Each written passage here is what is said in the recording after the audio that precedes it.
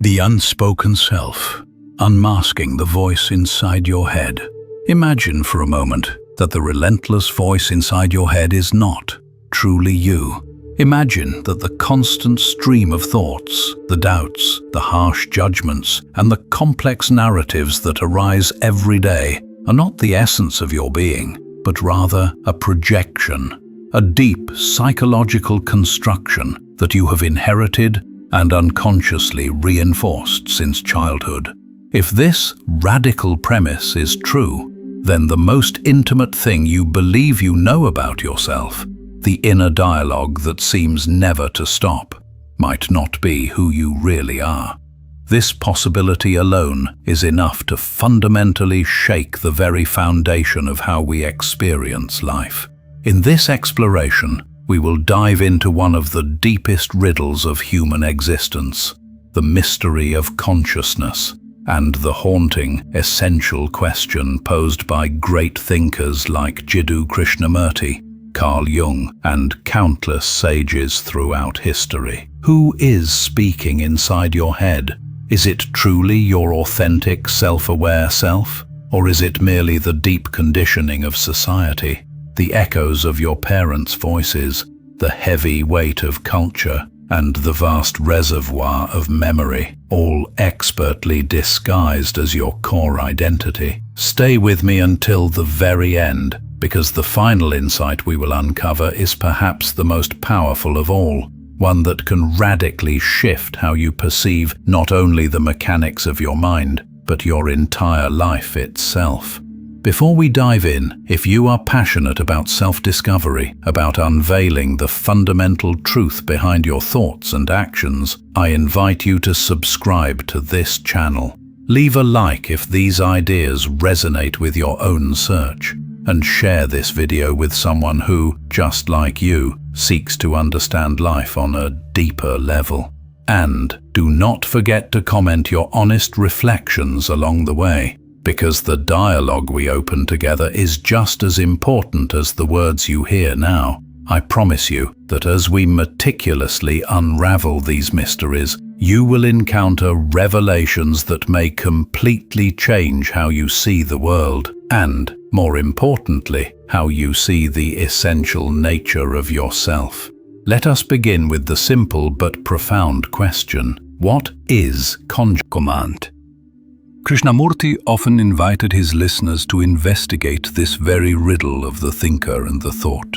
He would gently ask, are you aware of the voice in your mind as it speaks, or do you simply identify with it, immediately assuming it is you? He pointed out something startling. Most of us live our entire lives without ever realizing that the thinker and the thought may not, in fact, be the same. If thought is fundamentally conditioned by memory, by all past experiences, and by accumulated knowledge, then it is inherently limited. And if your deepest sense of self is constructed upon these very thoughts, then who you believe yourself to be may also be drastically limited, bound by patterns that are not truly your own. Think about this essential question. When you hear that insistent inner critic telling you that you are not good enough, whose voice is that really? Is it the authentic voice of your true self? Or is it the reverberating echo of a parent who once doubted you, the lingering shadow of a critical teacher, or the reflection of societal expectations that you unconsciously absorbed? If every single judgment, every label, and every narrative in your mind is borrowed, can you still truly claim that the voice belongs to you? Carl Jung observed that the unconscious, the vast, powerful realm of hidden thoughts, archetypes, and primal instincts, directs our lives far more powerfully than we realize. Unless we diligently bring this unconscious material into the full light of awareness, he warned, it manipulates us from the shadows, and we live under the painful illusion of choice. In simpler terms, we may think we are acting freely, when in reality, we are being carried by the sheer inertia of unconscious conditioning. Consider how often you react automatically. Someone criticizes you, and anger immediately arises before you even have time to choose it. You see a great opportunity, and fear instantly holds you back without your conscious consent. These instantaneous, powerful reactions come not from a conscious, deliberate self, but from deep patterns formed long before you were aware enough to question them. And yet, because they play out inside your own mind, you naturally identify with them as me. This is one of the greatest, most pervasive illusions of human existence. Krishnamurti across all traditions have consistently pointed to as the true self, the unchanging, eternal presence that exists beyond the noise, the clutter, and the confusion of the mind. Eckhart Tolle calls it the space of pure presence. The Buddhist tradition refers to it as pure awareness beyond attachment. Krishnamurti himself often refused to name it, for he believed that once you label it, you instantly confine it. But all pointed to the same radical realization. You are not the voice in your head, you are the awareness that hears it. If this is true, then the question, who is speaking inside your head, takes on a breathtaking new depth. Perhaps no one is speaking at all. Perhaps it is simply thought itself, a mechanical, continuous process shaped by memory and relentless conditioning, like an old program running endlessly in the background. And if so, then true freedom does not come from frantically trying to silence the voice or control it, but from the simple, profound understanding that you are not it. Pause for a moment and reflect deeply on this single idea. What would it fundamentally mean for your life if you truly, viscerally recognized that you are not your thoughts? What fears would immediately lose their tight grip on you? What lifelong doubts would dissolve? And what vast possibilities would open if you lived from the space of awareness rather than the endless, repetitive chatter of the mind? This is the very beginning of the riddle of consciousness, the essential starting point of a journey that invites you to question everything you thought you knew about yourself. And as we move deeper, we will uncover not only where these persistent voices originate, but also how they shape your very destiny, and why breaking free from them may be the most transformative act of your entire life. Stay with me, because in the next part, we will venture further into this mystery, exploring how society, culture, and history have programmed the voices in your head, and why recognizing this deep programming is the key to liberation. The collective voice and the chains of conditioning. If the voice in your head is not truly you, then where exactly does it come from? To understand this, we must examine how consciousness is molded, not in isolation, but in constant, deep relationship with the world around us. Cannot even conceive. The philosopher Ludwig Wittgenstein once wrote, "The limits of my language mean the limits of my world." If your very thoughts are structured by the words you inherited, then how much of what you call my thinking is truly, originally yours? Krishnamurti often emphasized that society does not merely influence us superficially.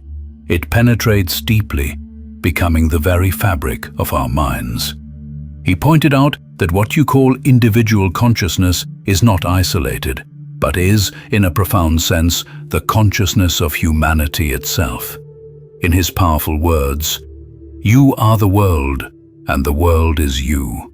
What he meant is that the fears, the relentless desires, and the deep conflicts you experience are not uniquely yours, but are shared by all human beings across time and culture. When anger erupts in you, it is not your private, unique anger. It is the same fundamental anger that has lived in humanity for centuries. This radical realization begins to dissolve the illusion of separateness. Consider how deeply culture imprints roles and expectations. From early childhood, you are constantly told who you are: boy or girl, strong or weak, intelligent or average, worthy or unworthy. Parents, teachers, religious figures, and peers all project powerful ideas onto you, and over time, you begin to weave these borrowed ideas into an inner identity. But if you examine closely, you will see that much of this identity is purely borrowed. The I you defend so fiercely may be nothing more than a patchwork of other people's voices, meticulously stitched together by memory. This is precisely why the question, who is speaking inside your head, becomes so urgent. Is it truly your authentic self, the voice of your unique soul? Or is it the echo of your father's disapproval, your mother's fears, or the cultural script handed down for generations?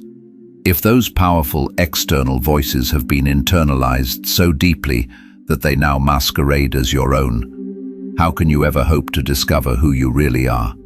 Let me ask you something directly for deep reflection. When you feel debilitating guilt for not meeting an expectation, whose expectation is it? When you feel pride in living up to a certain standard, undeniable task of life. Without it, you remain tragically a product of conditioning, never encountering your true, authentic self. Krishnamurti went even further. He stated that the very attempt to define oneself within the boundaries of thought is futile, because thought itself is the product of conditioning. If thought is always old, always rooted in memory, then to discover the new, the original, one must bravely step beyond thought. But here lies the fundamental paradox. How do you step beyond the very instrument, the mind, by which you usually perceive? Imagine this evocative scene. You are walking through a crowded city street. Thousands of people pass by, each lost in their own inner monologue, carrying their own burdens, fears, and dreams. Yet, if you could peer inside, you would notice something remarkable. The specific content of their voices may differ, but the underlying structure is the same. All are bound by worry, intense desire, comparison, fear of rejection, and longing for recognition. The details shift, but the underlying movement of thought is universal. The inner voice is not uniquely yours. It is humanity's shared conditioning flowing through you. When you truly realize this, something fundamentally begins to shift. The voice in your head is no longer taken as an absolute authority. You begin to listen differently, not as if it is the voice of ultimate truth, but as if it is a phenomenon to be observed, a continuous noise. And in that crucial act of observation, a space opens up. You recognize that the voice is conditioned, but the awareness observing it is not. This awareness is the key. It is the silent witness that notices thought, but remains utterly untouched by it. And it is in this radical recognition that freedom begins. But this freedom is not an escape from society, nor is it a complete rejection of culture. It is the profound discovery that the essence of who you are exists beyond conditioning, beyond the borrowed voices, beyond the endless mental chatter. Now let me ask you, if you are not the voices of culture, not the product of inherited language, not even the sum total of your memories, then who are you? If everything you thought defined you can be seen as external and borrowed, futile control, but through radical understanding, the machine of thought and the power of silence, why is the inner voice so relentless? Why does it never truly stop speaking, even in moments when you long for profound silence and peace? To answer this, we must first understand the essential nature of thought itself. Thought is an extraordinary, complex tool, a product of human evolution designed to help us survive. It allows us to plan, to remember, to analyze data, and to imagine possibilities beyond the immediate present. Without it, civilization itself would not exist. Yet, this same powerful tool, when left unchecked and unidentified with, becomes the very source of inner conflict and suffering. The mind speaks endlessly because it is fundamentally conditioned to solve problems.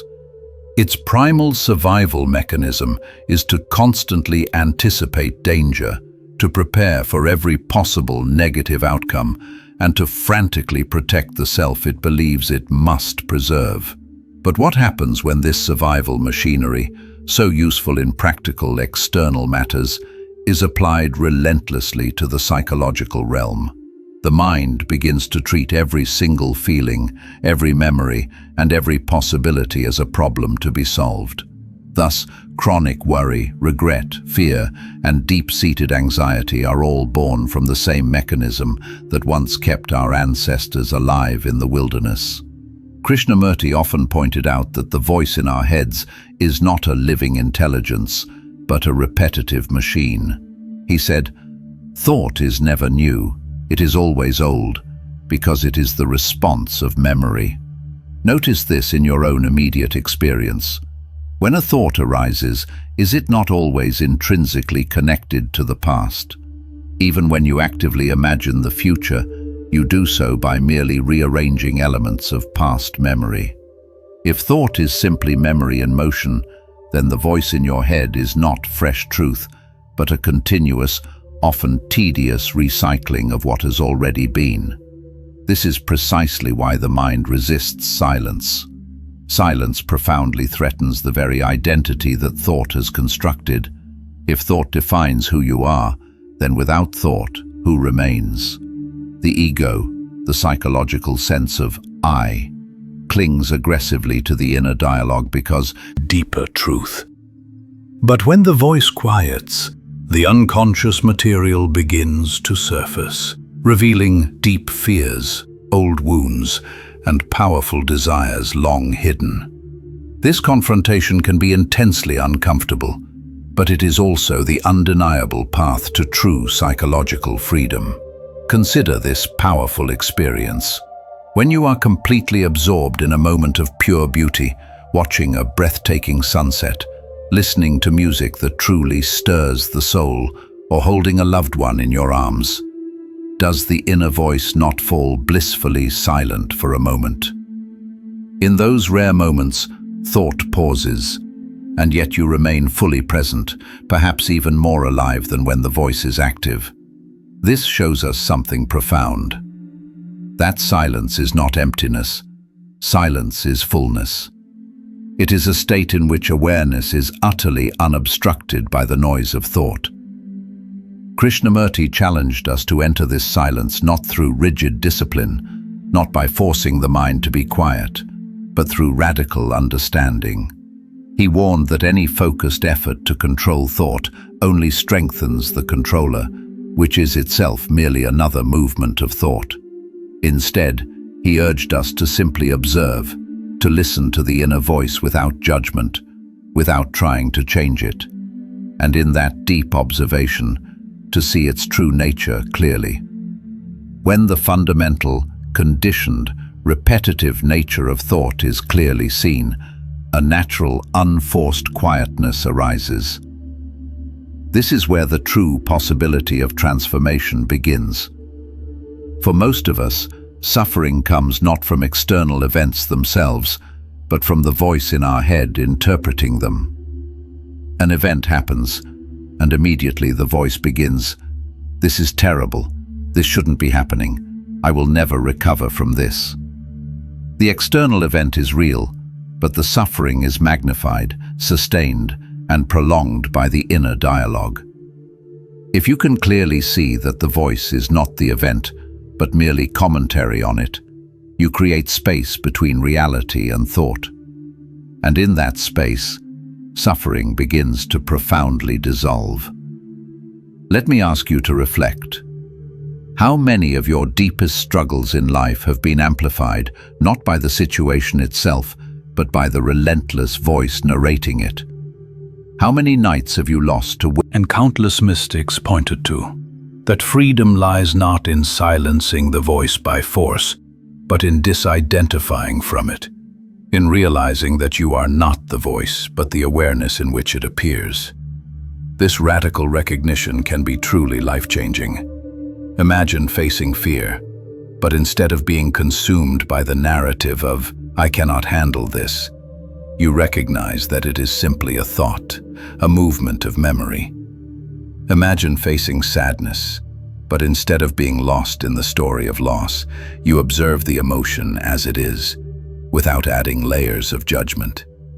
In this way, life becomes lighter, not because challenges vanish, but because you no longer carry the extra, crushing burden of the inner narrator, which turns every moment into a tiresome story of me. Krishnamurti described this state as choiceless awareness, a state in which you are fully attentive without resistance, without preference, simply watching what is. In this awareness, the voice in your head loses its grip. You do not fight it, you simply see through it. And in seeing through it, you discover a new dimension of consciousness, one that is spacious, free, and deeply alive. But the riddle is not yet complete. For if you are not the voice, and if silence reveals a deeper awareness, then what is the true nature of this awareness? Who or what is it that observes the mind? In the final part of this journey, we will explore this ultimate question, the most powerful and transformative of all, and discover what Krishnamurti called the ending of the self. The ending of the self, awareness as freedom. We have traveled far into the riddle of consciousness, questioning the voice in our heads, examining the cultural conditioning of society, and observing the endless mechanical movement of thought. Yet one question remains, perhaps the most profound of all. If you are not your thoughts, not your memories, not the voice narrating your life, then who are you? What is this awareness that perceives everything but itself cannot be perceived in the same way? This is where words begin to falter, because the essence of awareness cannot be captured by thought. Every attempt to define it instantly reduces it to an object. Yet awareness is not an object. The voice is loud, and it is there when the voice falls silent. It has no beginning and no end, because it is not bound by the limitations of time. This awareness is who you truly are. Carl Jung once said, "Who looks outside dreams, who looks inside awakens." To look inside, in the way Krishnamurti suggested, is to realize that the I you thought you were, the self, built of memory, comparison, and conditioning, is only a fragment. It is not the whole of you. The deeper self is not a self at all, in the ordinary sense. It is pure awareness, indivisible, and inherently shared by all life. This is why mystics across traditions have consistently declared that at the deepest level there is no separation between you and the world. The awareness in you is the same awareness in all. Imagine the profound implications of this realization. If the awareness that perceives your thoughts is the same awareness that perceives mine, then the boundary between self and other is ultimately an illusion, created and sustained by thought. Krishnamurti insisted that the true transformation in human consciousness depends entirely on recognizing this truth, that the observer is the observed. The division between the one who perceives and what is perceived is a trick of thought. In reality, there is only awareness, flowing, continuous, and whole.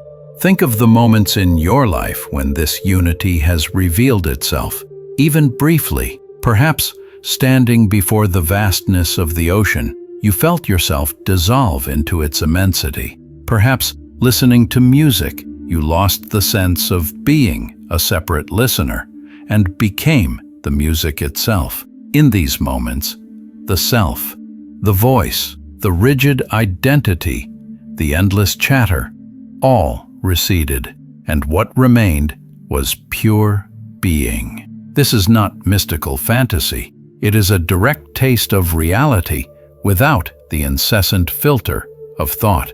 But here lies the final revelation, the most powerful of all. Freedom does not come from becoming something or from achieving a perfected state. It comes from the ending of the self as thought has constructed it.